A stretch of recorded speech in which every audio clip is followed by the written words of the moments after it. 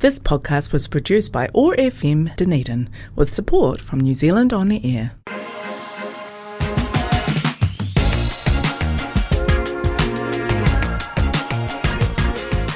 Welcome to the OI podcast, the Otāgo Institute podcast, in-depth conversations with experts from the worlds of arts, sciences and mātauranga Māori, brought to you by the Otāgo Institute, the Otāgo branch of the Royal Society for Arts and Sciences.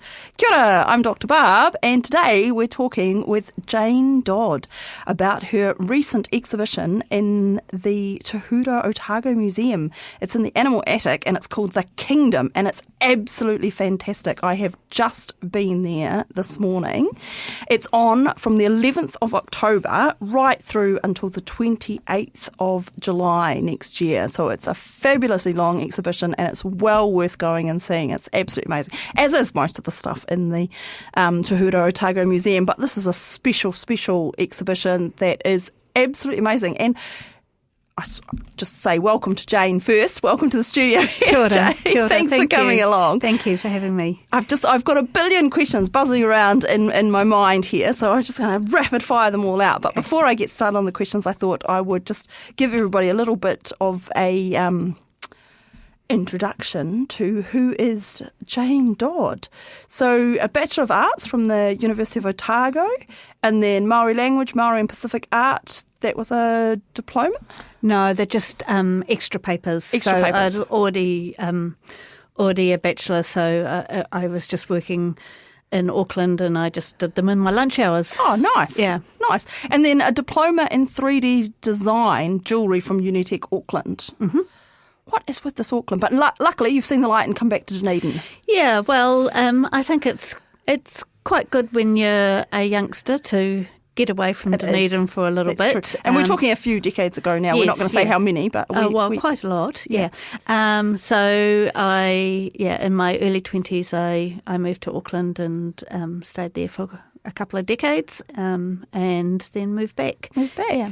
And now you're resident here in Dunedin. Loving it. Yep, and you got a little studio here somewhere? Yeah, I've just got a studio at my home, and which is very basic. It's about a little bit smaller than this room we're in here now, so very compact.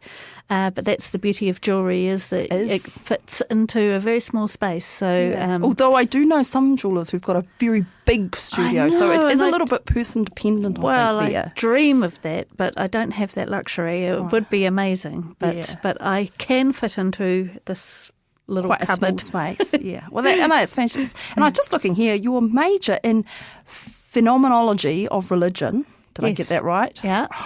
And then some anthropology, history, art history, Māori language and philosophy. Phenomenology of religion. I think you're the second person who I've had on the show talking about that, and I've already forgotten what it is.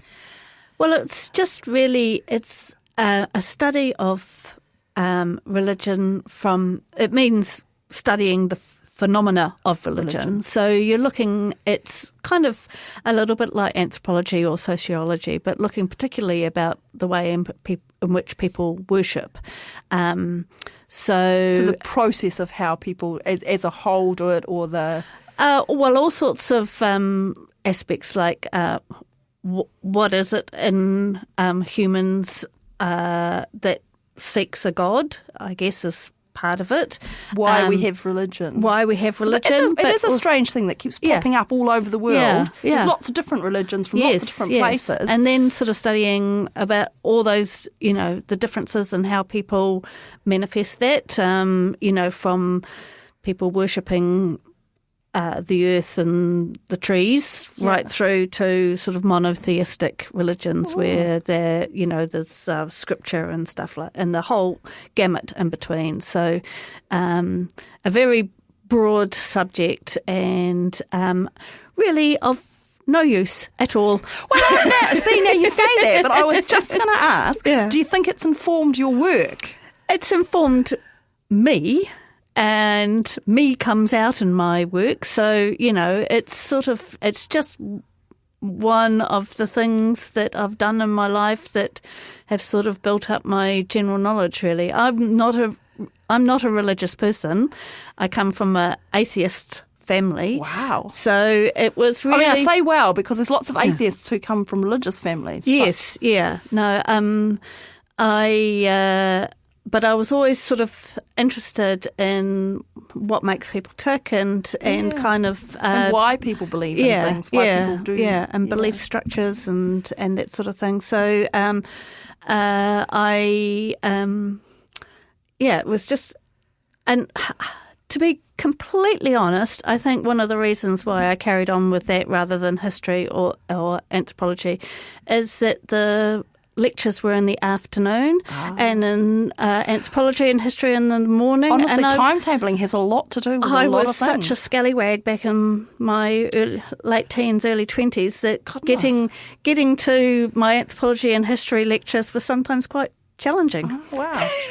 When I first came to university, I wanted to do ethnobotany. Oh, yes. And I took anthropology papers and botany papers, and unfortunately the anthropology lectures were in the afternoon and all the life sciences labs are in the afternoon, and by the time I got to second year, it was just too much of a clash. I couldn't do it. I had to give up one or the other. So scheduling. Yeah, scheduling. I could make a 4:00 lecture. Yeah, it's funny. It's amazing. Like, it's just such a small thing, but then you wonder how much it's changed the whole course of your life, like the whole sliding doors thing. Yeah, and you'll never know, right? Obviously, because that's another multiverse iteration of the universe. Yeah. We'll never know, but it's interesting to kind of think about. Or maybe we will. Yeah. And of course, obviously, the thing is the bass player for the Verlaines. Yes. I did that. I did have to mention that. Yes. That's very famous here. That is very famous. It's. I also did 6 years with the Abel Tasmans and 20 seconds or so with the Chills. So, right. Yeah. So the first thing I got told this morning, because it's a shout out, because we're recording this on the 12th of November, which is Andrew Last's birthday. Oh, right. And I rang him up this morning to say happy birthday, and the first thing he said was, "Oh, Jane Dodd, you do realise that she played with the Chills." Yeah. So it's good. Yeah, just for 20 seconds. Wow. No, for a few months. Yeah. Still, that's bragging rights forever, isn't it, really? Well, yeah. I've got things that I like to brag about more. That's true, and we're going to get right on to those here. But, you can't have too many things ever to brag about, can you? Different conversations for different people. Yes, absolutely. Anyway, so I'm just going to read through. This is your introduction here. Discover the captivating world of Jane Dodd, a trailblazer in contemporary jewellery. Spanning 30 years of artistry, this exhibition showcases over 40 of Dodd's unique pieces, which are renowned for their distinctive style and powerful narratives. Rich with themes from the environment and animal world, Jane Dodd's work offers a thought-provoking critique of modern society. Her jewellery challenges perceptions of animal intelligence and human superiority, exploring extinction, infestation and conflict. Designed like a phylogenetic tree, the kingdom mirrors evolutionary relationships and invites you to explore the intricate connections between species in the animal kingdom. Don't miss this extraordinary display of artistry intertwined with nature and history. And then again, it's the 11th of October through to the 28th of July 2025 in the Animal Attic. And it is completely free, which is amazing, really. It's lovely. It is amazing. But what an introduction. Yeah. And I've been up there, and there are 40 pieces. They're beautifully displayed. I love the pipe work that gives the phylogenetic tree. And Spectacular. I believe the colours represent, and it doesn't say this anywhere, the colours of the London Underground, but is that true, or am I just imagining that? That's, I think the London Underground, or versions of that, was a bit of an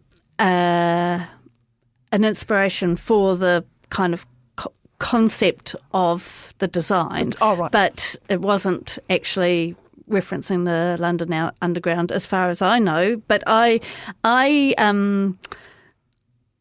kind of gave them the basic structure of what we wanted to, of what we needed. Is really the exhibition itself is really a collaboration. Yeah, the design of the exhibition was definitely a collaboration, and really mostly driven by Harry Pickersnell.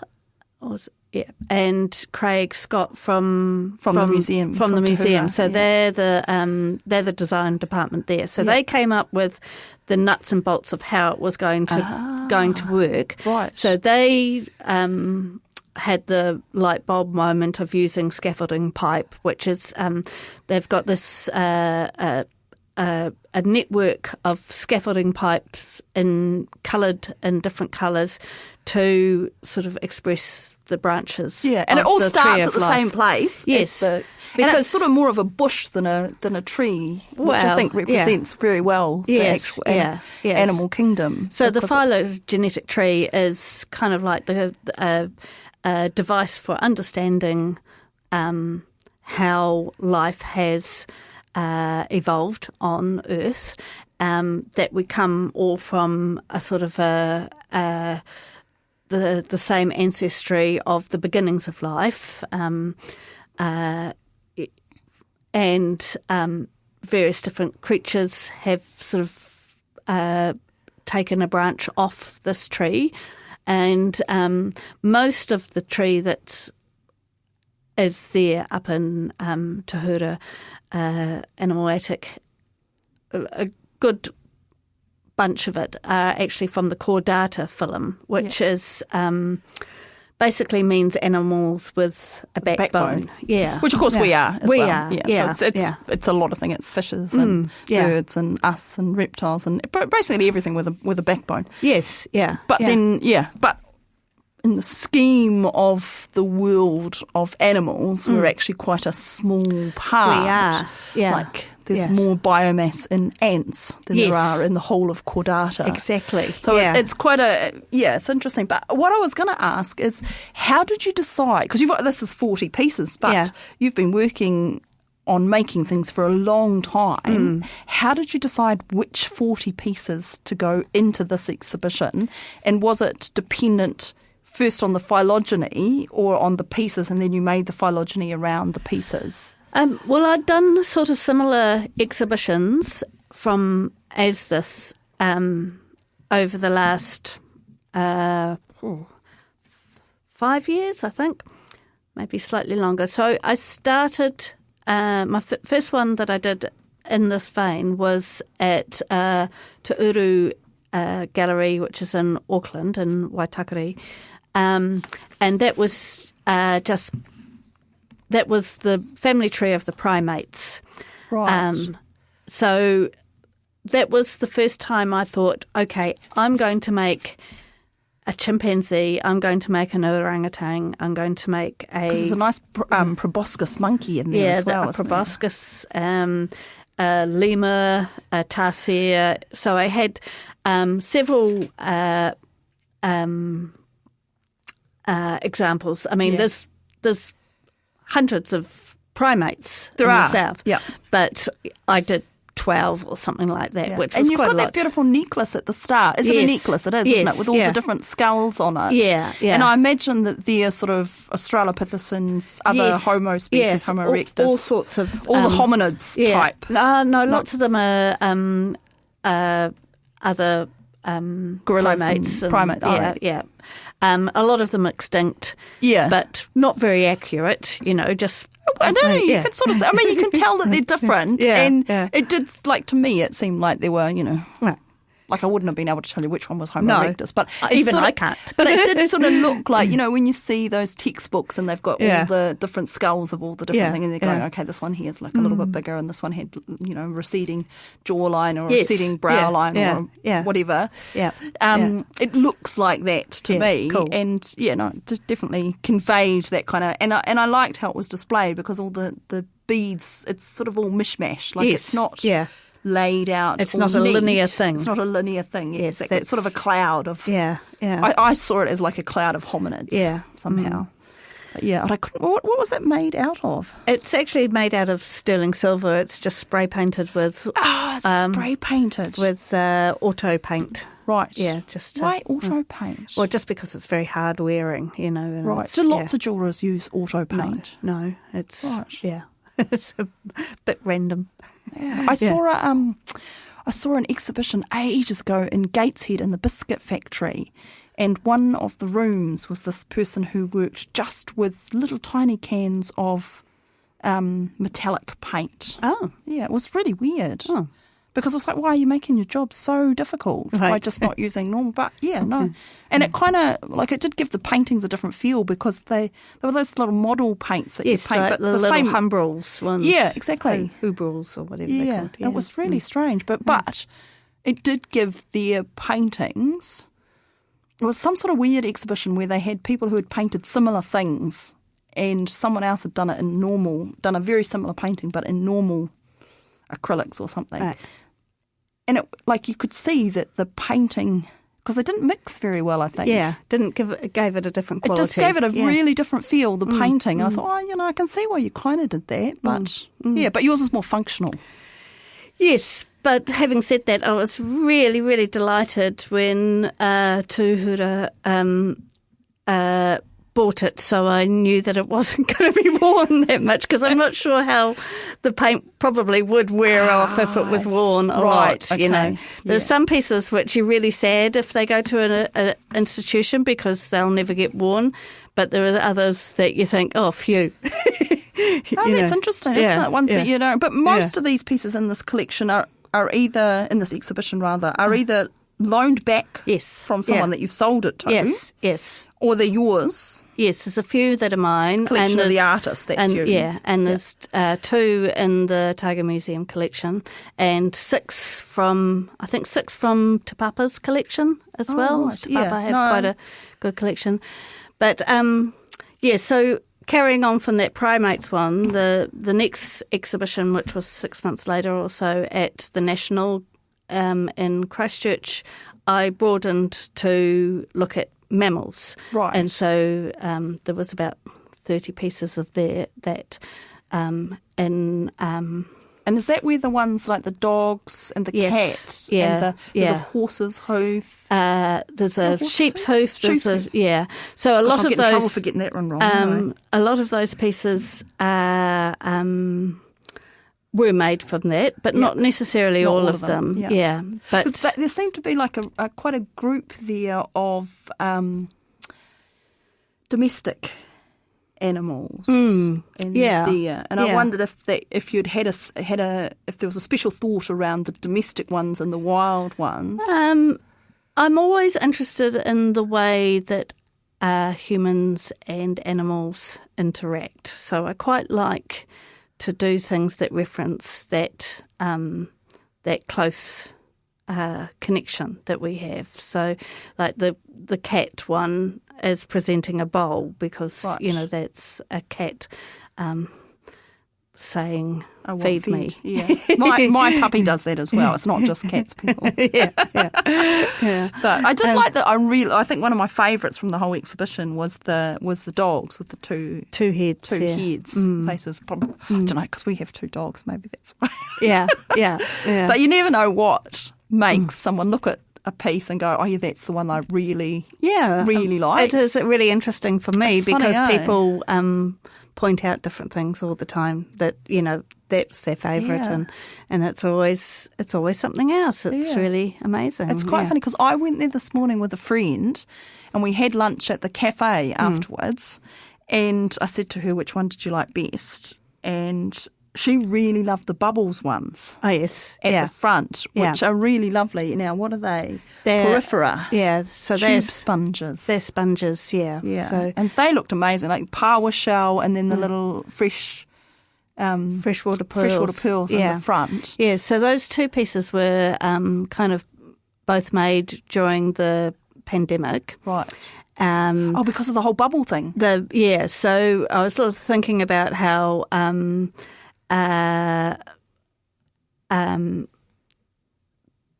about communities and how communities had been sort of split apart. And so the bubble level 4 is when from when we were, expresses when we were in level 4, which was when we could only communicate and hang out with our immediate household. So Right. there's only 5 little sponges in that. I knew there was something I was missing in that Yeah, one. I knew it just looking at it. I thought, I've got to bring that up. So then the level 2 has got more. The level 2, which isn't in the show, level 3 had about 16 sponges, and then the Level 2 is in the show. Level 2 and level 4. Yeah.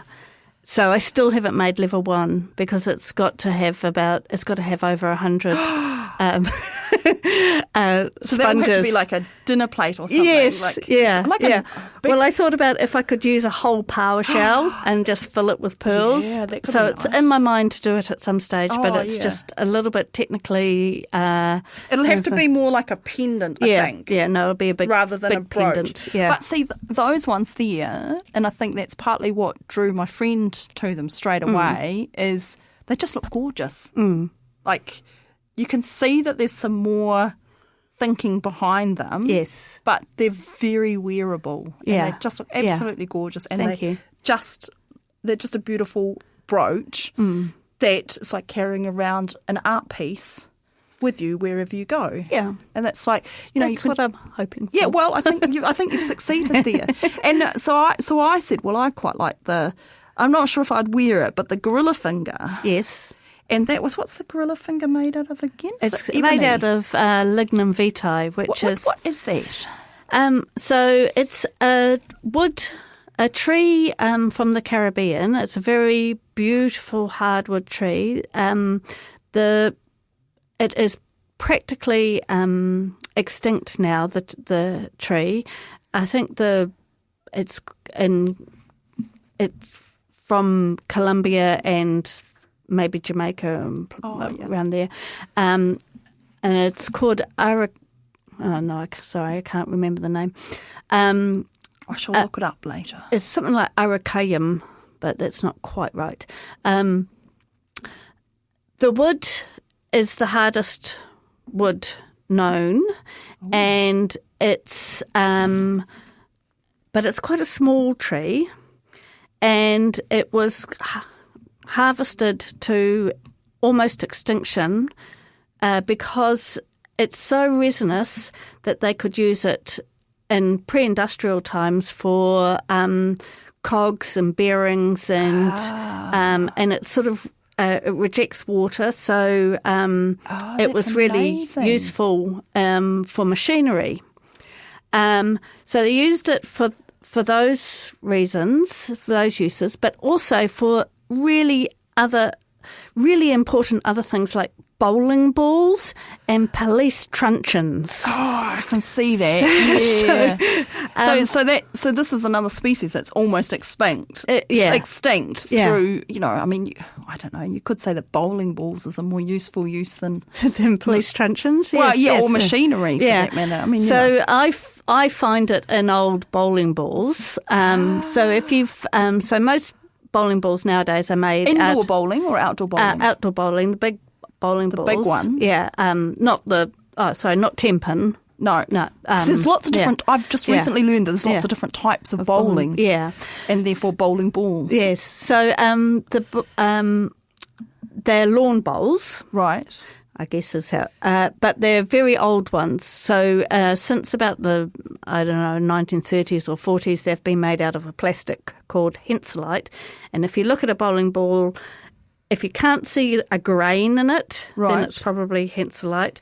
But if you can see a wooden grain in it, it's lignum vitae. Oh, right. And when I first came back to Dunedin, I had been given one of these balls before. But when I first came back to Dunedin, I was at Hayward's auction one day, and there was 2 boxes of these old wooden bowling balls, and I got them both. So I've got a lovely store of it. So you can just keep making it. Yeah. But that piece, the finger, is a gorilla giving us the finger. Right. Basically. It did look like that. Yes. To be fair. Well, that's what I wanted it to look like.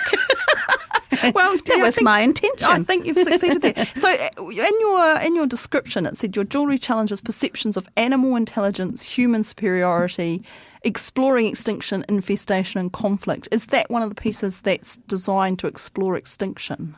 Yes, and conflict, yes. So, I mean, just about everything has elements of those kind of issues going on. Perhaps not the domestic animals, but yeah. The domestic animals sort of seem to me to be talking about animal intelligence and human superiority. Yeah, yes, yeah. I don't know. Yeah, Just describe how you thought about it. But. No, that's right. Well, yes, definitely about human animal intelligence, and taking control and stuff. But yeah, the gorilla finger is, it's well documented that gorillas are in serious trouble, and the habitat loss is chiefly to blame for that. And and of course, making it out of a endangered species of wood that's been driven extinct because of human over-harvesting. Exactly, yeah. There's sort of lots of resonances. There's lots of kind of things. Yeah. And I mean, it does strike me that there's lots of different materials that you're using in making your art. If there's everything there seems to be made of a couple of different materials at least. Yeah. If, some of them have got more, but some of them are quite not odd, but quite unusual pieces of material, shall we say. I mean, I like the lignum vitae, as you say there. Yeah. But you've chosen that specifically for a reason. Yes. Well, the lignum vitae is, it's just absolutely beautiful to carve, but it's particularly... It's got a very dense grain, of course, and it's resinous. Yeah. So when you carve it, like when I do a lot of bone carving, and when I've finished carving a piece out of bone, the workshop is full of bone dust. It's flown into the air, it's gone everywhere, and everything needs dusting down. It's terrible stuff, but, I just keep doing it. Do you have to wear a mask? Oh, God, yes, yeah. But the lignum vitae, as I'm carving it, it's so heavy that it just drops.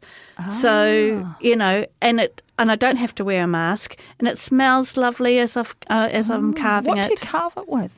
Do you have like little sharp whittling knives? Well, I start really just sort of using my jeweller's saw blade, which is like an incredibly fine saw blade. It's in like a U-shaped. Oh yeah, saw like holder. A little bow. Yeah. A saw frame. So once I've sort of chopped up the blank that I'm going to use, chop that out of the bowling ball, which is the sort of rough size and shape. Then I sort of I saw bits off till I get to an approximate shape, and then I use.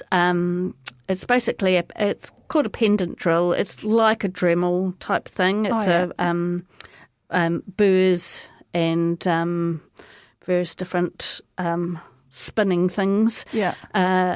And I do most of my carving to there, and then after that I use knives and just to put the fine detail on. And sandpaper and And then sometimes you've set jewels into it. Like with the snake, it's ebony and it's got black diamonds for the eyes. And I was very surprised because they are very black, but they still glitter. Yes. Yeah. Which is crazy. I'm not a snake person at all. I don't like snakes. Like, not that I don't like snakes. Snakes can be fine, but I just don't. You don't want them around you. I just freak out with I'm really snake phobic. But yeah, cool, using black diamonds. And where do you find the gems? Well, that's the oldest piece in the whole exhibition. I think I made it probably about 15 years ago, something like that. So I can't even really remember where I got those from. But I know that black diamonds were like nowhere near as expensive as clear diamonds. Really? Because they seem so much more unusual. I mean, maybe that's just because nobody uses them. But it seems like such a crazy thing to have a black diamond. Yeah. I thought, they must be really, really unusual. But do you come across something and think, someone's got the bowling balls, for instance. You think, oh, yeah, I'm going to have those. I'm definitely going to carve something out of them. Or like the black diamonds, did you think, oh, yeah, python eyes? No, I just thought they'll be useful someday. So you just collect things up? Yeah, and that's a little bit of a problem because I've just got boxes and boxes you've got lots of resources. Of stuff which I don't know if I'll ever use, but I've just kind of think, oh, that looks nice, that's interesting. The important thing is to have it labelled so that it's easy to put it in the auction if we die. Yeah. Not that either of us is going to die anytime soon, or even that we're that old particularly, but sometimes the labelling takes quite a while. Yeah, yeah. I've had the same problem with my yarn stash. With your yarn? Yes. Right, yeah. yes. Anyway, because I live in dread that, if I just die suddenly, like all my beautiful yarns will go to somewhere who doesn't appreciate what there is, what they are. Yeah, right. That's, I don't mind them going to useful places. Yeah, but it just imagine if they weren't appreciated for what they are. Yeah. So I feel like that could be the same with someone. Well, if you've got a bowling ball full of this most amazing carving wood, and someone just thinks, oh, that's a cut up bowling ball, and throws it on the bonfire. Yeah, I mean that would be just criminal, right? It would be. Yeah. Anyway, heard it here. Yeah. Everybody's clear. That's not to happen with those bowling balls. No. Yeah, no, but just on the wider idea of the materials and your sort of thought process there, when you're thinking of these, do you think, okay, I want to do something about, infestation, for instance, and then think, how would I do that? And what animals am I looking at, and then what materials am I going for? Or do you find the materials first and then... I was just wondering if you could describe your process there. Well, it can go both ways, really. For instance, there's a necklace of ants in the show. Oh, yes, beautiful. Yeah, so that's all that's got pearls, isn't it? That's made out of pearls. So that came from really just playing around with pearls and realising, if I put that big one and that middle-sized one and that little one together, that looks like an ant. Yeah, they're black pearls. And so that was the material driven, inspiring me to for the piece. Right. But other pieces... I mean, I sort of imagined that with the hoo-hoo grub that's in the head of the Tūhura, because it looks to me like you haven't shaped the freshwater pearls, those ones. You've just found freshwater pearls that made the shape. I didn't find them myself. I bought them. Oh, but you found them in a shop, right? Yeah. You were part of the finding process. Yes. There's multiple steps to finding in these things. And so you've found those pearls and then gone, okay, that could make a hoo-hoo grub. That's funny, I thought, that if you put all those together and you shaped them, they would look like a hoo-hoo. So, certainly quite a lot of my work is inspired by the materials that I am magpieing constantly. Other pieces come from the other way. Like I have an idea for a piece and then I think, okay, well, what's the best material to use to render this idea? Right, so that elephants with the trunks. Okay, that's somewhere in between. So there's a lot of ebony in the show. Yeah. I've used a lot of ebony. And it sort of seems an African thing, and elephants are African. Yeah. So. For instance, the snake that we were talking about, that's carved out of ebony. Yeah. And all the ebony that I use has been harvested from broken old elephants that I find in op shops, elephants which have got a crack in the middle of them or they're missing their tusks or whatever. I was thinking it was piano keys. I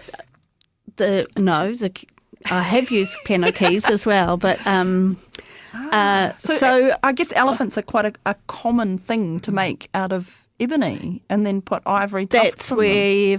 That's where I find all my ebony is just from in op shops, like looking for elephants, sometimes my partner comes home with a crocodile or something else. Yeah. And do your friends and family think that you just love collecting elephants? Yes, they do. People give me elephants because... And then you get elephants out of all sorts of materials because they just get a little bit cross there and it's not the elephant she's after, guys. It's the ebony. Yeah. So anyway, I've done things like in the past I've carved a lot of paws, cats' paws and dogs' paws. And there's a gorilla paw there as well, is there? Or a bear paw. A bear paw, yeah. I've done many over the years. Yeah, I love the paws actually. They're one of my favourite motifs. Thank you. If you can call it a motif. Yeah. So they're often carved out of the body of the elephant that I found in the op shop. And then what's left over is these sort of like a head with a trunk or legs. Right. Which are too fine to remake into something. Carve into something else.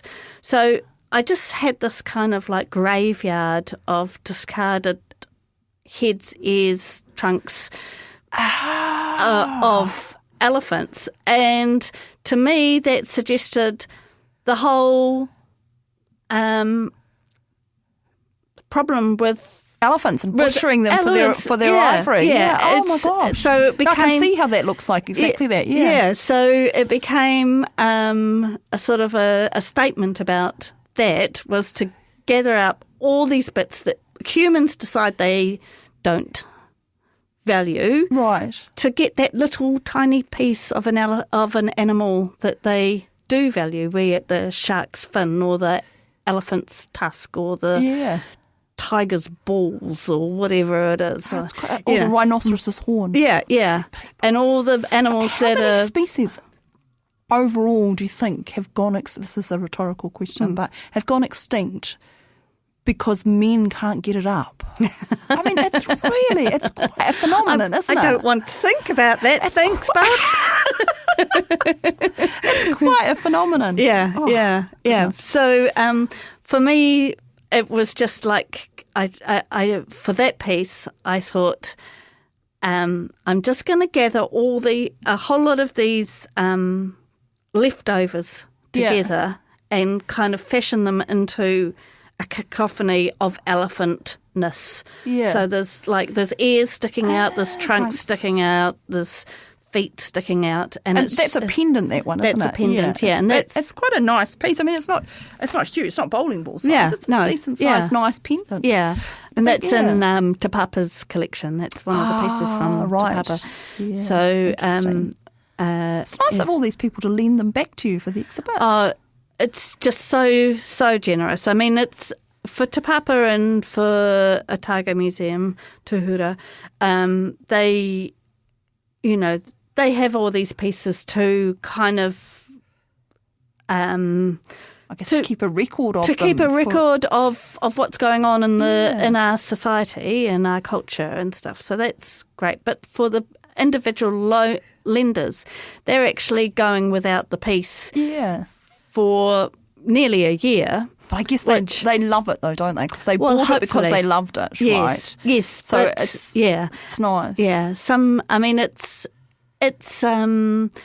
It's I guess prestigious to own a piece that is in a public institution show, because that kind of indicates that you've spent wisely. Yeah, I suppose that's true, yeah. But nevertheless, you don't have that piece for a year. No, but I feel like it would make me feel a little bit more justified in having spent money on the piece because, you're contributing to the world of art because other people are seeing it. Well, that's because sometimes, I mean, I don't buy jewellery that often, but when my husband and I have bought pieces, we've bought 2 pieces from the site exhibition.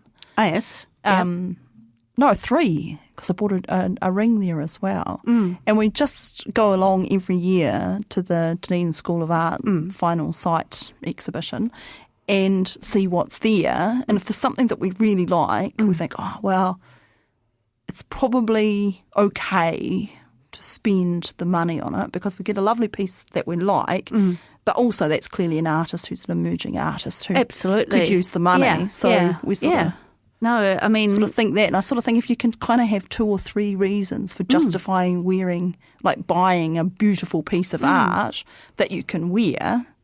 I don't Absolutely. know. Some people just wear beautiful things because they feel like it. They don't Yeah. feel like they have to justify it. Maybe Yeah. I've got a strange upbringing. But, I'm so grateful to anyone who's ever bought my work, and it's, for them, people to lend it back to me is just... It must take quite a bit of organising as well. A huge amount, but luckily I didn't have to do most of that because I had the team from the museum to... Curators are behind me. fantastic with that incredible. They were just absolutely amazing. And are there plans for the show to tour afterwards? Because I can imagine this would be Tūpapa could put exactly the same show on and dismantle it and put it up there. They don't have the animal attic, of course, which is the perfect place for it. Yes. There's been no talk about that, and now there has. Now there has, yes. But it's you'd have to negotiate further loans with all the people. So, but having said that, you asked me a while ago, and we never quite got to it. How did I decide what pieces were going into the show? Oh, yes, I did. So basically, I just tried to remember pieces that fitted within the whole... The concept. So you started with the animal attic, was the sort of starting point. And the family tree. And the family tree, which I guess came partly from it being in the animal attic. Well... that's kind of an egg and chicken kind of scenario. Yeah. The museum asked me if I'd like to do a show in the museum, and I sort of said I'd like to do this show about animals because... Right. Most of that work had never been seen in Dunedin before because there hadn't been the appropriate place to present it. And I guess because quite a lot of it is in private collection. Yes. But going back to, I had the primate show in Tūhura in Waitakere, and then the mammals at the National in Christchurch, and then I had animals, so almost the same exhibition as what I've got here, or the same concept at Masterworks in Auckland, and then the final show of that series was at Avid, which is now gone, in Wellington, and that was called Domain, and that was eukaryota, which is taking an also... so you had some cells in there as well. Fungus, plants, algae, lichens. Right. So that was... So there's a whole other set of your work that's got... Yes. It's got plants and fungi and lichens. So that was I feel like I'm missing out now. Broader vision than this one. Right. But and so none of those exhibitions of those series of 4 exhibitions had been seen in Dunedin. Right. So it was, for me, it was just the perfect opportunity to show that work, minus the plants and the fungi. Why didn't you put the plants and the fungi in? Well, because it was going in animal attic, and I wanted it to be animally. I wanted it to sort of speak to what was around the room. Yeah, I feel like we're missing out though. Oh dear, maybe we can talk to the museum and put the plants down. They could go in the beautiful gallery next to the butterflies. Yes. And then you could have all the insects and plants and fungi and lichens in the beautiful gallery. I'm exhausted. It's a couple of years down the line. Yeah, give me a rest. Yeah. So it was it was an opportunity to kind of show some of that work here in Dunedin, and also to really respond to the museum environment. Yeah, no, that's interesting. Yeah, no, I do like to think about how people come up with some people I guess just have the same exhibition, they put it wherever. Yeah. But the exhibitions that I really love are the ones that are like really set in place. Yes. Like it's, yeah. the actual place that they are is part of the exhibition in a way. Yes. So for me, it was just, even as we were installing it, I was kind of really amused by, I'm putting the sponges there and there's a sponge over there and, putting a chimpanzee in and there's a chimpanzee over there and sort of, all these connections that were... And is everything in your collection represented somewhere in that animal attic? Not the nematode worms. Oh, yeah. I wasn't... Because, they are there because nematodes are everywhere. They are, yes. And they do speak to infestation. Yeah. So they're all through us and all through everything. Let's not think about it too much. Yeah. And are they earrings? They're earrings, yeah. So, and I think if they were, hanging up rather than lying flat, I would like them more as an object. Yes. Okay, that's interesting. To wear. Yeah. I don't know, because they seem more like worms if they're flat, horizontal, which of course they are. They are worms. But I think if they were hanging, I might like them better. And the other thing is I don't think there's any platyhelminths in the animal attic. Maybe. I'm not sure. So they're flatworms. Yes, my friend said that you should have called that, in her opinion, nudibranch, because they looked kind of like a nudibranch to her. I think they're more 3D. I think. Nudibranchs, are they platyhelminths? Are they? I don't know. I'm a botanist, not a zoologist. I'm just going to put my hands up and go, I feel like that's something I should know, but I don't know. Yeah. But I love the little, the 3D-ness of the curly edges and the frill around the outside. And that piece is made out of lignum vitae too, and you can really see the grain. Yeah. It's a beautiful, reasonably large piece as well. I like how the scale of the piece has pretty much nothing to do with the scale of the animal. That's right, yes, because the platyhelminth is really big, and yet they're tiny little. Yeah, and the nematodes as well. I don't want. Yeah. It's amazing. I love how your jewellery looks like jewellery, but it's still wearable, and it's very functional. Like, it doesn't look like crazy jewellery. It just looks like you're wearing a beautiful piece of jewellery. It looks like you're wearing a weird piece of jewellery, but I really like the scorpion's tail. Yes, and I really also liked the crab claw. And I was really fascinated that the crab claw was made out of antler. And while we were walking around, my friend said, the crab, she said, do you think she carved it just because it was antler? And I said, well, I think she's picked antler for that one because the kind of ripple on the side of the crab claw reminded her of a crab claw. Can you enlighten us to whether I'm right or she's right, or if there was nothing to do with it? She's right. So I'm just making it up as I go along. I make all these fantastic stories. It's completely carved. There was no so the outside form isn't in there at all. The outside, all the rippliness is all carved. Right. But what I wanted to do was to make that piece is sort of articulated. Yeah, and you can see it's got a tiny little pin. Yeah. So I couldn't make it out of bone. I wanted it to be dyed the colour of crab. Right. That sort of lovely corally, orangey colour. And I couldn't make it out of bone because bone's which is what I use often when I want to achieve a colour, because you can dye it. Right. So, but bone you can't articulate. You can't get a piece that's thick enough. Right, because you've got the marrow in the middle, right? Yeah. So you've only got the outside edge of the bone. You've only got the outside edge. So I used antler because it's like tubular, but of the right scale. Right. And I hadn't ever used antler before, but somebody, I got a whole lot of antlers a few years ago for a different exhibition. I used them in the display. Then I've got all this antler lying around the workshop, which one day I'll use. But I thought, maybe I'll just try carving that. So, it's quite commonly carved, isn't it, antler? By some people. Yeah, not so much. I think different indigenous peoples in different places carve it. I think North America certainly, and Probably prehistoric Europe as well. Yeah. Mm. So that was a bit of an experiment, and yes, it worked out okay.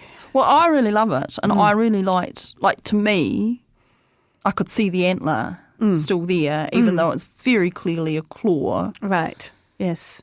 But it sort of still had that kind of Antlerness. to Yes, it. well, that's perfect. So I had envisioned that you'd gone the other way around.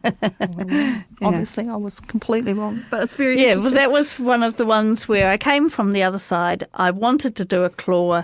How am I going to do it? And the material was chosen to see the piece rather than the material inspired the piece. Yeah, interesting. So I go different ways. Both ways. I go both ways. Yeah, yes. interesting. And we've got a couple of minutes left. What's your favourite piece? Oh gosh, am I allowed to ask that? Is that like asking which child is your favourite? Well, there is one piece that I do kind of own as one of my favourites, and it's called In Hiding, and it's a seal with a false beard on. So the seal is carved out of lignum vitae, and he's got a big ebony beard on, and that I like that piece just because I felt it really came together how I envisaged it in my head before I made it. I thought the carving's really successful in it.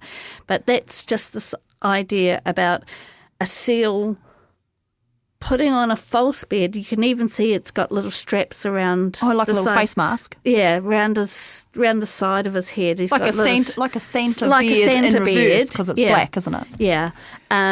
So he's trying to pass himself off as a sealer, so that he can escape. Escape the cull, escape the hunt. So most of my work is I try and be funny. You know. I think that's why scientists really love it, because we love a pun. Yeah, and that, some of it goes a bit further than a pun, but there is some puns sort of in there, double meanings of things. And I think that always gives you something extra to think about, doesn't it? So that's why people like it. Yeah. So I use him, that little piece as my portrait on my Instagram account. And do you actually wear him quite a lot? No, I don't own him. Oh. He's owned by a gentleman in the middle of the North Island who also owns the two dogs. Oh, right, because I love the two dogs. Yeah, so he generously loans them back. Oh, that's very nice of him to loan them back so we can have a look at them. Amazing, yeah. I'm funny, so grateful. There was one other piece that I wanted to ask you about, and that was the Ogs.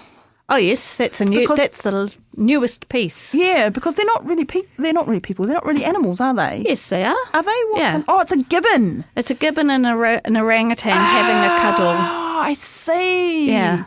Because it was called the Ogs, I thought they were just made up. No, that's not unlike me to do that. But in this case, it's an orangutan and a gibbon, having a cuddle. Oh, right. That makes way more sense. I thought there was just like, yeah. Obviously. And I was really pleased with that piece too. It's beautiful, and it's made of the two different woods, which is beautiful as well. So it's yew wood for the orangutan, which is a lovely reddish hue. Really gives it that sort of ginger hue. And then is it boxwood or is it holly? Hollywood. Holly for the gibbon. Yeah, I just love gibbons. God, they're funny creatures. I just love orangutans. They just look like people, eh? Yeah. I can't see how anyone can look at an orangutan for more than 5 minutes and not think this animal here clearly should have the same status as humans. Yes, we are related. You just can't look at them and think this is just something that doesn't deserve to have its home protected and its way of life protected. And it's crazy.